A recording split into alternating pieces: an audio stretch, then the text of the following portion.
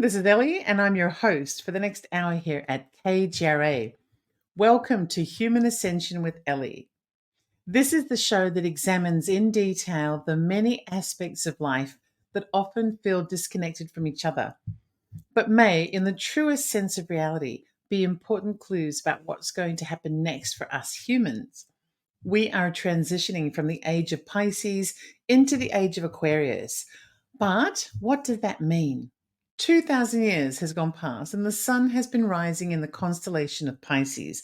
And so this has meant that distinctive characteristics of life have been in play, which relate to the Pisces, star sign. I'm oversimplifying this just a little, but let's just say that these distinctive characteristics of Pisces include things like religion and the establishment of societies that share a common belief system, sort of structure and organization. We can all think of examples of this quite easily, democracies, autocracies, Christian nations, Islamic or Judaic nations, and so on. Societies that identify themselves in a way that's encouraged for all to follow and to adhere to, and of course, rules associated with that, and for the government and its policies and its methods of operation to be designed around. So, lots of structure and lots of predictability. A certain belief system that ultimately defines that society and separates it from other societies, which immediately explains the whole concept behind war and division. It's kind of a period of us versus them. Now, astrologers believe that the age that's currently dawning is the age of Aquarius, a very different kind of age. What the age of Aquarius brings forth is a new system of life where women and men strive to live freely and equally in peace and with a sense of brotherhood. But of course, not without a bit of drama first. A little bit, probably a little bit more than a little bit of drama, to be honest, because we have to get rid of the old and bring in the new, and that's a bit of a battle. The age of Aquarius includes extremes, for example, conflicts, tension, but also amazing technological advancements. And somehow, the emergence of the new age brings with it the advancement of humanity and the ascension or the opportunity for ascension into a new phase of enlightenment and advanced consciousness. In today's episode, we're actually going to travel backwards to one of the men that we discussed in episode 1 of the show, a fellow by the name of Chris Bledsoe, who in 2007 saw lights in the sky that he believed were UFOs. He also encountered beings that he couldn't explain. Perhaps they were aliens, perhaps they were spirits, but one of those beings revisited Chris a few times since then. And in 2012, she gave him a prediction of the future. I'm referring to the entity that Chris talks about, that he calls the Lady in White, an angelic, impossibly beautiful woman who actually shimmered, and floated barefoot 6 feet above the ground. The manner in which Chris describes the Lady in White bears a striking resemblance to visions or otherworldly encounters that other people from around the world have had, which have been documented and recounted over hundreds of years prior to today, and might even have been happening thousands of years prior to that. In fact, some of the evidence of similar encounters may be explained by certain references in the Bible and, of course, other ancient writings. Some people consider this woman, like the woman in white and people like her or entities like her, to be an alien or a spirit guide or even an angel, maybe even the Virgin Mary. Whoever she is, she keeps returning. And every time she does, she arrives with a message for humanity. Now, if you haven't seen episode 1 of the show where I talk about Chris Bledsoe, you might want to do some catch up. You can always listen on audio. This will give you a great summary of his story and why I believe he's relevant to things happening in the world today, but also to things that happened in the past, perhaps even 2,000 years ago, at the dawn of the age of Pisces, which is the age that we're currently transitioning out of. Today, we're going to be looking at Chris's story from a unique angle. In 2018, Chris underwent a session of hypnotic regression, which was conducted by Barbara Lamb. I have been given access to the written transcript of Chris's regression session with Barbara, thanks to Chris's son Ryan Bledsoe, who made the transcript public in an episode of his podcast. I also want to thank a fellow by the name of Brad Cohen, who published a verbatim transcript of the podcast episode on his Substack. And so I'm using that transcript. During his regression, Chris describes 2 visitations that he had from the lady in white so far, during which she predicts that an event affecting the world will occur in around Easter of 2026. I'm also aware of other information from other sources that might actually coincide with the information in Chris Bledsoe's regression. Sources who may have never known that Chris even existed when they shared their information. And that's what this show is all about, finding the many things out that are out there that initially seem separate and identifying connections between them, because it seems as though something is about to happen to us as humans. The world as we know it might be coming to an end. And, that sounds really scary, but it doesn't necessarily mean the end of the world. And I don't actually think it means the end of the world. I think it means as we know it, just a shift into something new, something different. And I think it's going to be, a little scary, but also really amazing. So let's take a look at what I've found. Get comfortable, get yourself a cocktail or a coffee or whatever it is, and settle in, because it's a doozy. So, briefly, let's qualify the person who's conducting this regression. Barbara Lamb is a world-renowned psychotherapist who has been licensed since 1976. Barbara is also an experiencer and a hypnotist and a regression therapist, specializing in extraterrestrial and other paranormal experience regressions. This is a very impressive expert regressionist that Chris is speaking with, and it should be noted that the regression session was actually commissioned by NASA, which demonstrates that the US government also takes Barbara Lamb very seriously. Before I begin reading through the regression transcript, I want to fill you in on a few small things. Firstly, I've seen interviews with Chris where he discusses a first encounter that he had with this lady in white. The way that it went was that she sort of suddenly appeared to him in the shape of a bull, like a male cow. So as a bull, and then she transformed herself into the lady. During this first visit, Chris was given an object that he described to be the body of what looked like a dog or a similar type of animal, but just the body. There was a beating heart, but there were no legs, no tail, and no head. He mentions this body in the regression that I'm about to read. And also, he seems quite emotionally overwhelmed. So he cries an awful lot during this regression. And the transcript shows that he cries and he cries and he cries. Whenever it says that he begins to cry, I'm probably going to just skip that. So take it on advisement that he cries a lot. And the reason for that is because he obviously is very emotional, but I have to be careful of my time restraints. And also, to avoid duplication and make it easier for you to understand the regression, I've taken out quite a few of Barbara Lamb's questions so that it seems as though Chris is almost entirely talking. The only time I've left Barbara's questions in is when it makes it easier for you to understand what I'm saying and to understand the flow of the regression. So I've done this manipulation of the transcript just to help us to fit the regression into the hour and also to make it easier to understand. So what I'm also going to do is I'm going to include a link to the actual regression transcript in the description for this episode if you want to read the word for word.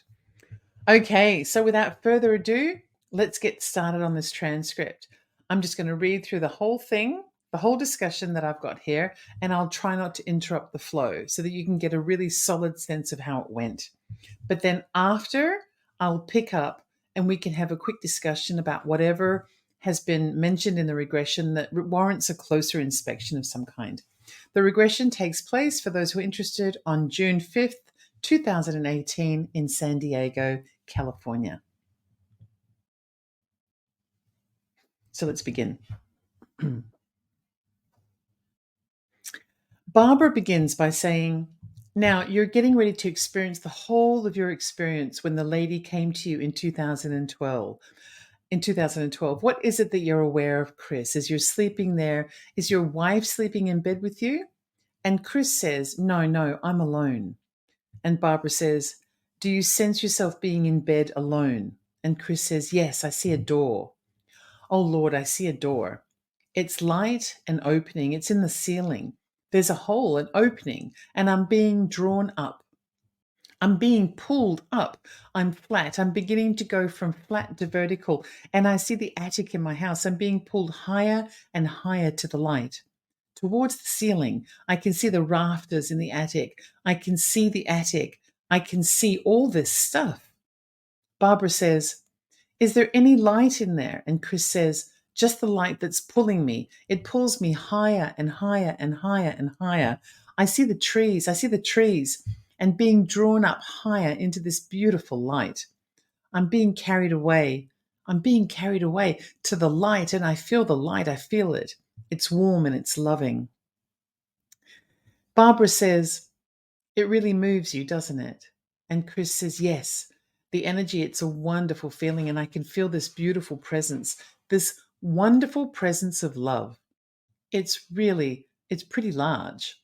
It's a door like the size of a door, a light like the size of a door. That's what it looks like, a doorway. And I feel it. I feel its wonderful, loving feeling. And I hear these voices telling me that I'll be fine. They're telling me not to be afraid, that they're here to guide me, to help me. I see these three figures. They're beautiful and they're glowing and they're standing in the light.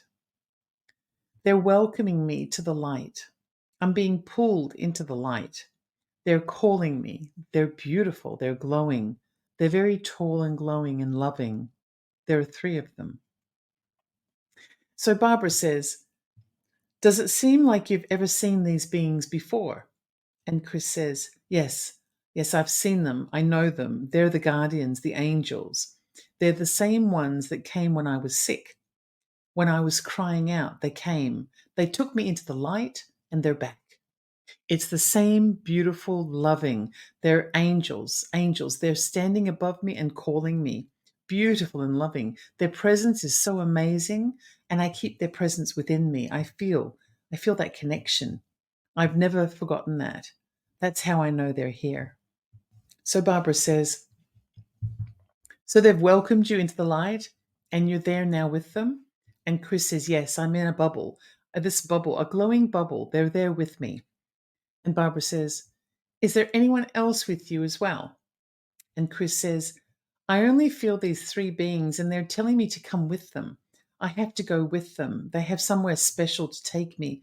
They're very lovely and tall, very tall, much taller than I am, maybe 7 feet. And they're glowing. They're beautiful and radiant. They're pale in color, a bluish white. They're emitting light from their being. It's light. It's like they're made of light. I can barely see their faces, but they're glowing. So you have to be close to see the details, but I see their eyes are glowing. A beautiful blue, and I hear the singing, this wonderful singing. It's like a choir, a choir, a lovely choir, and it's singing and praising love. It's vibrating from my soul. They come for me, for the mother. She wants to see me. Mother sent them for me. They're telling me that the mother wants to see me. And then Barbara says, now, did your mother die from this physical life? And Chris says, no, the mother, the love. I hear many voices singing praises of love and joy, and they're talking to me. They're talking to her. We're in a bubble moving very fast. I can see through the bubble. I see the earth as it's getting smaller and smaller and smaller. And I look back and they're there with me. I can see far away, far out of the stars and the heavens. Clearly, it's beautiful. It's all beautiful. And love. We're traveling far away to where I don't know, but I feel that I'm bathed in a huge ball of love, in a huge ball of light. It's just loving, wonderful vibration. And my whole body is vibrating. I feel it now, and we're beginning to approach this place. I don't know where. I don't know where we've gone. It seems like Egypt. It's like a desert. There are these canyons, high canyons. I can see walls that are vertical to my right and to my left. And as we gently float to the surface, I'm with them. And the sand is so warm and beautiful and dry. It looks like a desert with canyon walls on either side. I can see far away, far up and ahead. This I can see this light down the canyon. It's like beautiful lights. And Barbara says, "Does it seem as though it's nighttime or daytime?"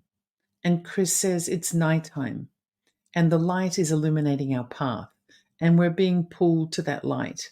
And I'm walking ahead, and I can feel their presence around me, and I can hear them." Barbara says, "Are you actually walking with your feet on the ground?" And Chris says, "Yes. Yes, this is beautiful golden sand beneath my feet. It's warm and comfortable. And this light is way ahead, a long way ahead. The beings are around me and they're taking me up towards the light. And I feel the light around me. I feel the light ahead. It's drawing me, pulling me closer. And I can hear them. I hear them plainly. I hear them talking amongst each other. Just the three that are with me that brought me to this beautiful place. They're bringing me to this light in this canyon that is way ahead, and we're making our way towards this light. And I hear them speaking to one another, but I don't hear what they're saying. I just hear this beautiful language, a gorgeous and beautiful. It's permeating my being, but I don't understand it. It's a heavenly language, and we're headed towards this light. This light is illuminating the floor of the canyon and the walls as we get closer, and it makes a turn to my left. And the light I can see is coming from around that turn. It's so bright, it's illuminating. It's illuminating our paths. And we're not seeing the light yet because it's around the bend, and we're being drawn closer. They're taking me with them or walking with me, bringing me to this beautiful light, this beautiful bluish white light. It's just beautiful, warm and lovely. My feet, I can feel this beautiful golden warm sand. It's so comfy beneath my feet, and the light's drawing me in, and I'm so curious. I'm not afraid. I only feel this love, this beautiful feeling of love. These beings are still talking. I can hear them singing, this wonderful singing in a language I don't understand, but it's almost a choir. Yes, it's the way they talk. It sounds like a choir singing, but I don't understand it. I can feel this new presence that I felt before. And we're beginning to go around this curve, and I can see this light. It's way up ahead, coming from the end of the canyon. As we turn this curve, it's a dead end, high up on the canyon walls where the lights are coming from. Beautiful, shimmering light. It sparkles. And the radiance that's causing me to tremble. And as I get closer, I can see this. It's her. It's her. It's her again. Barbara says, "And what do you see of her? What does she look like?" And Chris says, "It's the mother. It's the lady. She's calling me back. She's beautiful. I can't describe the beauty of this loving, most loving mother. She's high up on this niche, standing in front of a huge stone chair that's carved within the canyon walls. And she's standing in front of it, in front of this huge chair. It's much bigger than her. It's huge. It's very powerful. She's glowing, very beautiful." Barbara says, "What about her size?" And Chris says, "She's not very big." And Barbara says, "Is she human?" And Chris says, "Yes, she's human. She's floating. Her feet are not on the floor. She's hovering. She's above me. She's in the niche carved into the rock wall, and she's looking down at me. And I look back to see those beautiful glowing beings, and they bow down to her, and they're leaving me. They brought me to her." Barbara says, "And what do those beings look like? Do they look like the ones who are escorting you?" And Chris says, "They're the same ones, the guardians, the angels. They're seraphim. They're loving and glowing, beautiful beyond words. The words can't describe, and they're leaving me with her for now. They leave me with her. I can't describe the beauty, the joy, the vibration in my soul. And she's so beautiful and loving. It makes me want to tear up and cry. She is so loving." I will say that there's a point here where Chris cries, and he does. He cries for a long, extended period of time. And then he says, "Oh God, oh Lord, oh Lord, words can't describe."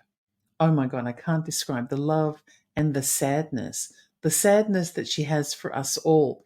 She weeps with me. She's so beautiful. I just love her. She's beautiful, amazing. Her gown she's wearing is a sparkly, glowing, beautiful white flowing gown. It looks like all the stars in the sky in this beautiful silky gown, dressed from her neck to her feet. And I see tears. I see tears in her eyes. She's the most beautiful. It's like she's in love. She looks totally human. She's very young looking, 30s. She doesn't look very old, youthful and beautiful in this glowing, beautiful light. But she looks very sad.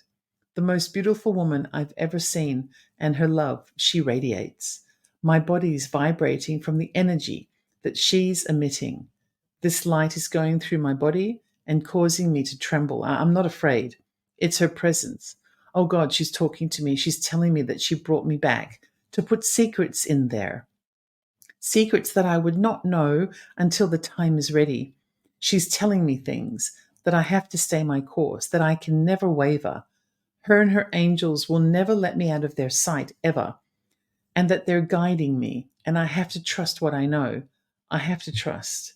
And she's telling me that she'll place people within my path that were meant to be, that she's guiding them as well, and that we will come together at the right time, and that all will be revealed in my lifetime, or at least in my family's lifetime. I know what she means. She's told me before. I doubted these beings that healed me, that she sent them for me because of suffering and because of the plan that was created ahead of time, and that they had always been with me from the beginning and before.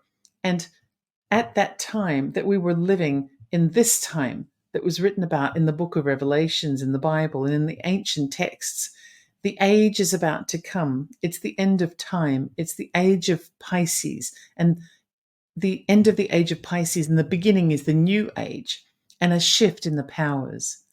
Every new age will bring in peace and the love of the mother and the divine feminine. Now, at this point, he begins crying, but he's also trembling as well, which is the reason why I've added that bit. There are people, continues on, there are people that don't want this out, that will push back, but I have to stay the course. Never, never waver from what I know. And she will guide me, and she will place the right people to help and to protect, because a new beginning is coming. It's so beautiful. Barbara says, so this is very important for you, Chris, to get this contact with her and get this reassurance. This is encouragement, Chris. And Chris says, very much, yes. I've been so afraid. I've had a lot of people try to convince me that what I've experienced is something different, and I've been threatened. And she told me back then that I would be, but to stay the course and not waver, never. Because the truth will come out. The truth will come. But much trouble will come ahead. There's a lot of darkness that doesn't want the truth.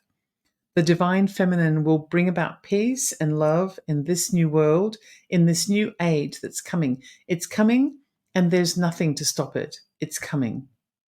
This message that my experience is from love, it's not from fear, but love has its own and fear has its own, and that we should love one another because things are getting out of hand and the world is in chaos, and fear is setting in, and fear will overcome us all. And the darkness will win, but eventually the light will prevail. And if I don't spread this truth, if I don't say the course, if I don't stay the course, somebody else will have to, or it may be too late. They're helping me. They are. She's telling me to remember, to never forget what it is that I know. Never change, never let anyone persuade me otherwise. I've had so much fear that's come upon my family. People that threatened us, my children, my wife. Yes, they don't want this out. They don't want it out, this group. They want the darkness. And the mother wants us all to love one another. Because if we don't, it might be too late. Too many lives might be lost that we can make a huge difference. We have to tell the truth. We have to stick to what our principles are with love. It's all about love and not fear. Fear is the enemy. Fear is awful. Chris then pauses for a very long time, and then he says, "It's so beautiful." Barbara then says, "Can you get a sense now for who this mother lady is?" And Chris says, "Yes. She's the mother of all. She's the comforter, the Holy Spirit. She's the third part of the Trinity. She's the mother. She loves us all. She loves everything, our earth, our seas, and every living creature. And she weeps at us, at our destruction. But we have free will. We have free will to choose between love and fear. She loves us all. She loves us. She's the most beautiful mother, the comforter. It's wonderful. She's always been there. She's been there from creation, from the beginning of all time, the universal creation of all that lives, the manifestation of the comforter, the one who truly loves us. She's here to help. She's here to guide us, to help us. And she brought me back to give me these things, these words that would unfold as the time comes. She's the guide. She's guiding us all. She loves us all. Everyone and everything natural. It's so beautiful.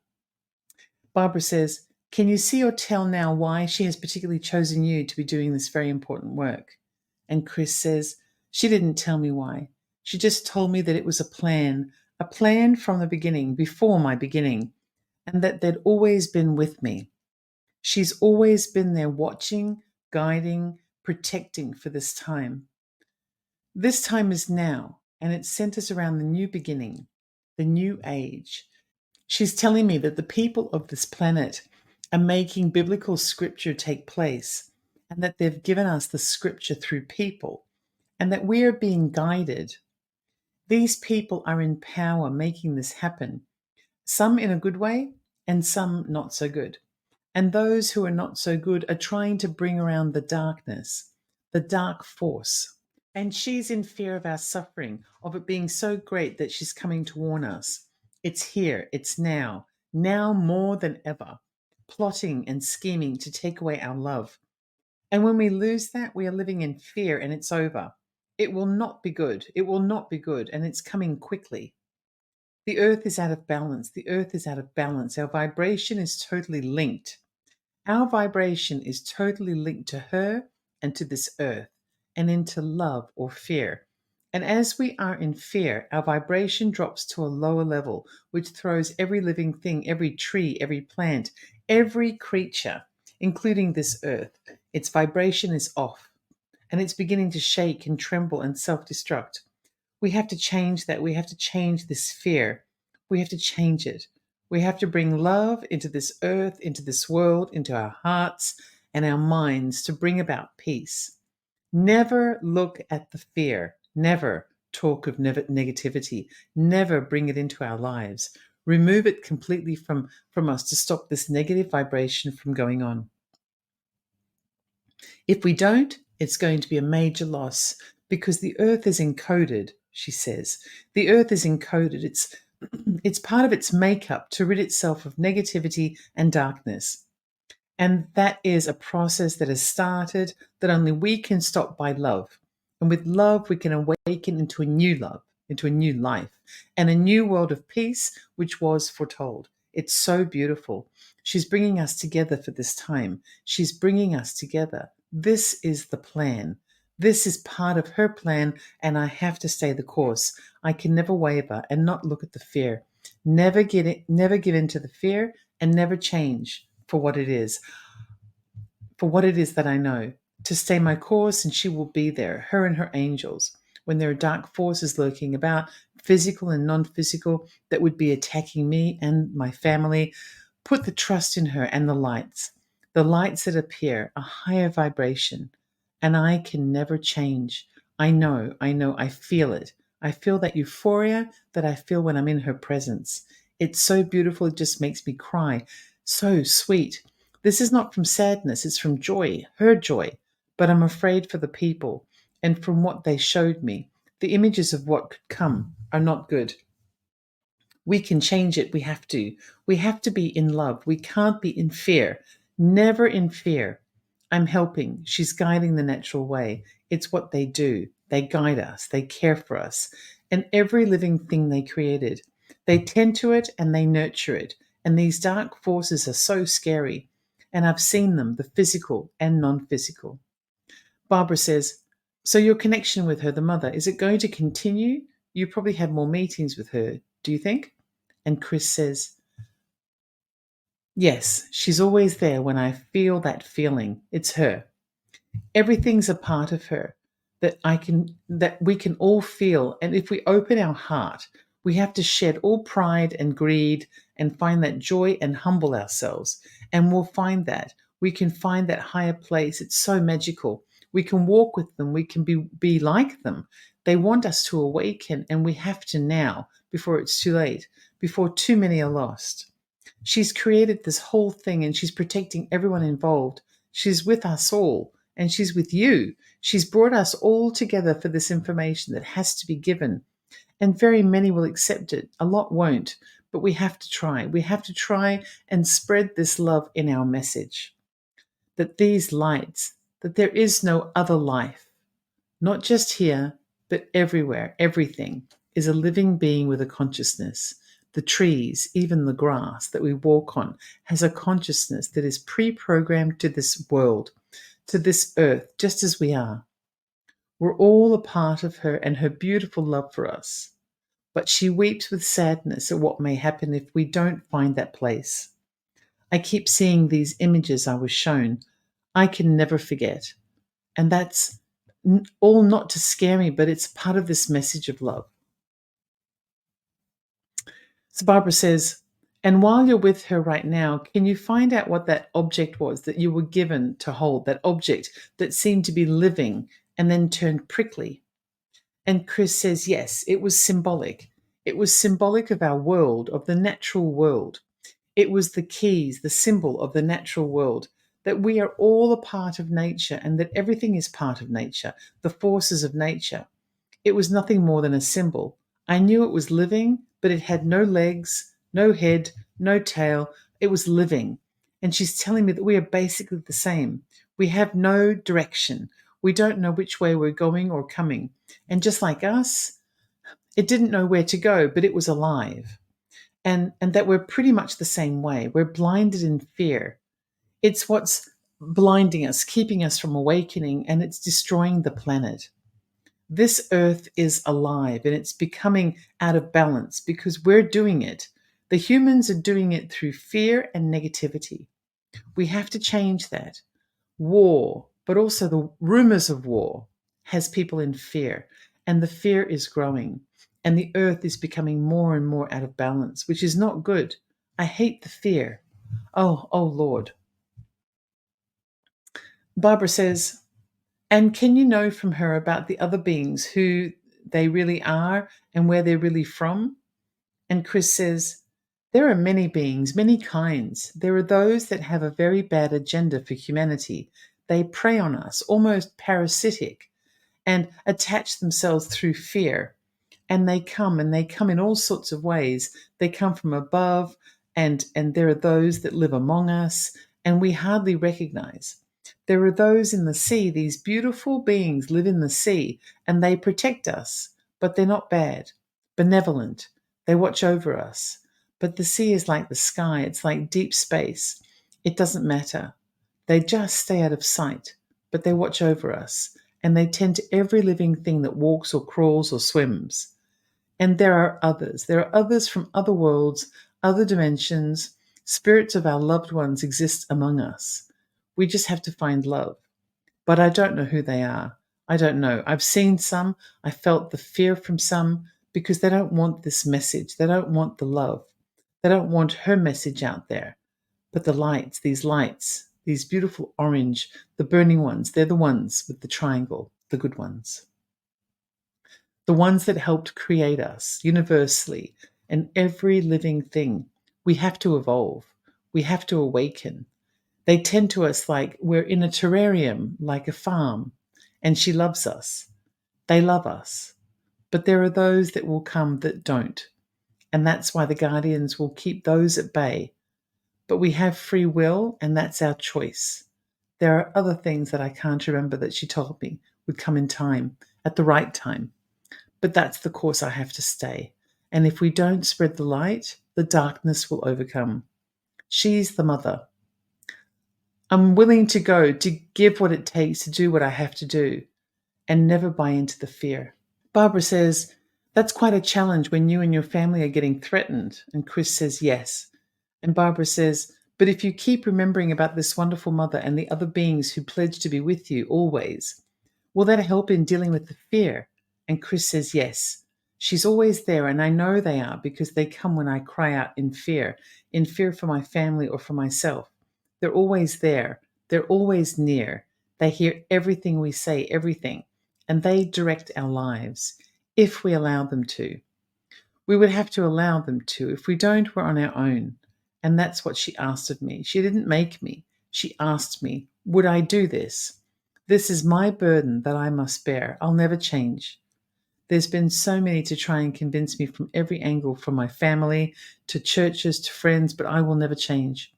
Dark forces will come and try to tell me that I'm wrong, that it's bad, that it's demonic, that it's evil, it's negative, and threaten me at times if I don't change, but I will never change because I cannot. I must tell the truth because I've made an agreement that I must stick to. It's the watchman. She gave me the scripture of the watchman. I can see beautiful images. I feel that she's inside of me, and she's always with you too. She's with all of us. She's with anyone that will allow her. All we have to do is seek. And Barbara says, and is there anything else that you need to see about this experience? And Chris says, no, ma'am. So briefly, I'm going to skip over a bit of the transcript because this is where Barbara begins bringing Chris back to his bedroom, and they talk about how the room is hot and he's lying in bed fully clothed, and his wife is not in the room because the guardians who took him chose a time when they knew that she would not be in the room with him. But none of it relates to the messages. So I'm going to skip to the next bit, which is more of the messages. So Barbara says, and the one you've been thinking of as the lady, that is now the same one that you're thinking of as the mother, all the same wonderful, glorious being? And Chris says, yes. For all eternity, she cares for us and all of humanity and every living thing. But Earth comes first, and Earth has a code. The code is triggered by fear from humanity. It has in it an imprinted code and controlling population and all of humanity. It was built into the foundation of this world and the nature to keep itself in balance. And as humanity grows, the fear becomes more strong, which affects the residents of this planet. And there are plans from the dark force to overcome us all. That's what it wants to do, but we must overcome the fear and not give in to it, and to understand that what we are seeing is not all evil and that it's part of love and creation. The angels and the principalities, agents of their creator or creation, they work for creation. Barbara says, so have you found that the church or even the Catholic Church is open and responsive to this kind of teaching? And Chris says, I think that they will be. They will be. They want to be. They will want to be. And they'll accept it. A good many will accept the truth. It's been hidden away. This is in biblical terms. She said that the apocalypse is to reveal that which is hidden, to tell the truth, because we have a choice to live in fear and die by fear, or to live in love and find happiness and peace. We have that choice, and all of humanity at this point deserves the truth. It has to be told. It has to be told. That's been mandated to be told. We have free will, so we have to. Barbara says, so do you have the sense that there are many, many wonderful beings too, just willing to help and waiting to be called to? And Chris says, yes, many, many throughout this universe, throughout creation. They created us out of love and kindness, and the dark force tries to destroy that which is created in fear and in hate. And that has to go. And this is what has to be told to make this world understand that this new knowledge can bring about peace. Because too many people are dying and suffering over religions, thoughts, and teachings.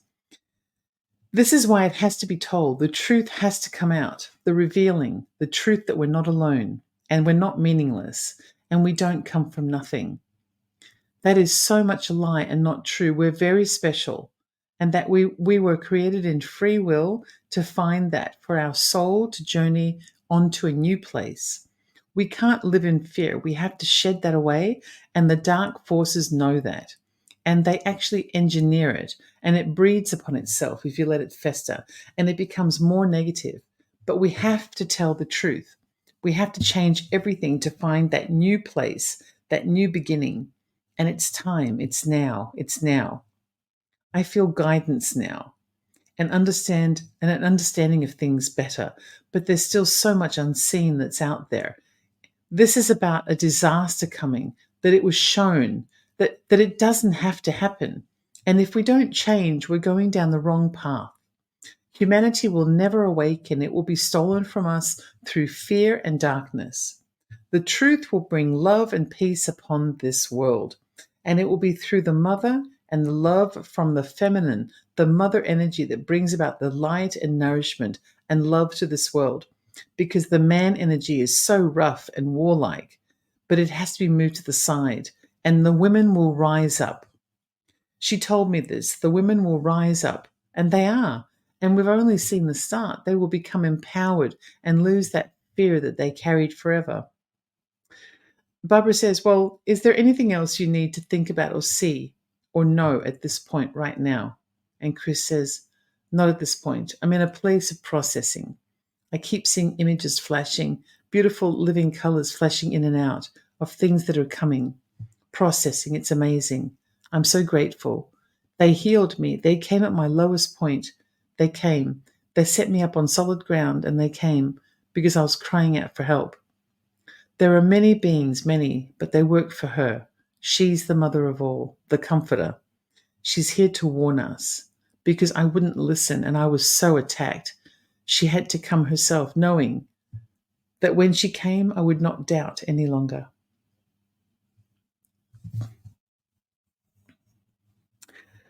So the remainder of the transcript is about Barbara bringing Chris back to the current space and time, and then ending the regression session. So, wow. That was the regression of Chris Bledsoe, conducted by Barbara Lamb.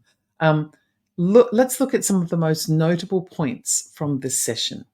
So, firstly, Chris sometimes refers to this woman as the mother, and sometimes he calls her the lady in white.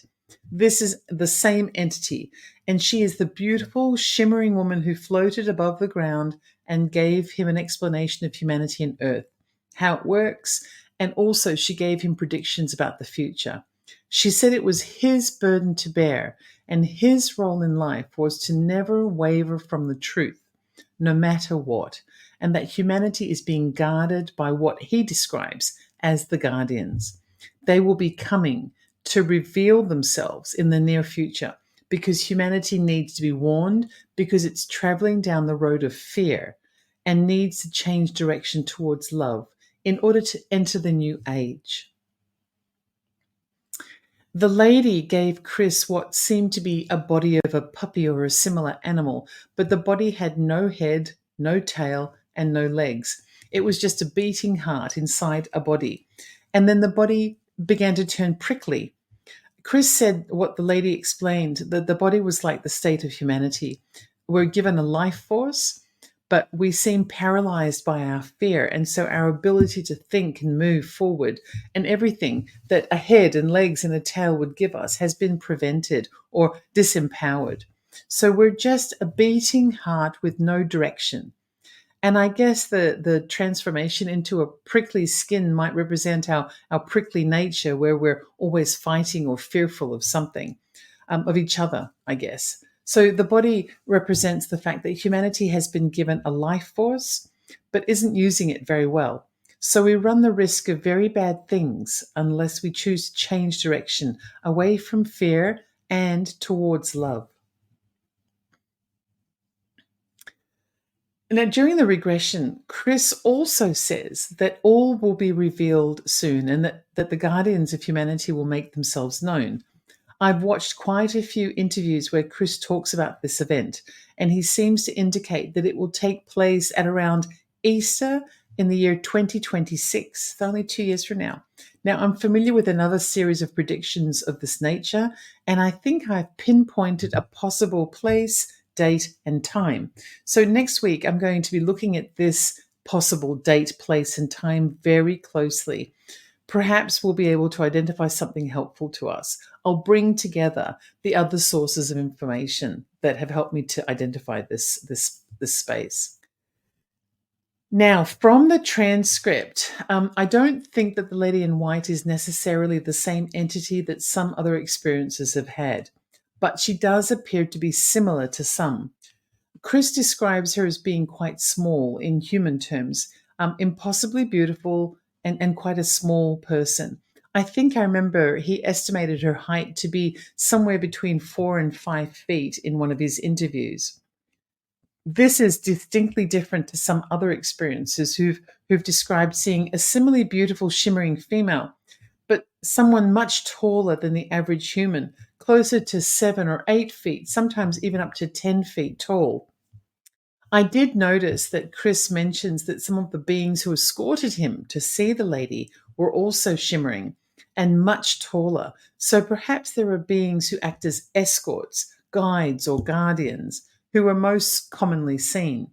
And they are much taller than the average person, and much larger overall. But the lady who Chris calls the mother and the divine feminine isn't as tall. He also said that there are many other kinds of beings, all kinds of many varieties.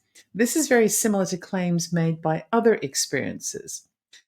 For example, I recently did a video on the Ellie Dreams and Under channel on YouTube where I'm discussing a book that was written by a man who claims he was taken by a tall, impossibly beautiful alien on a 10-day enlightenment tour around the Galactica. His name was Michelle Demarque.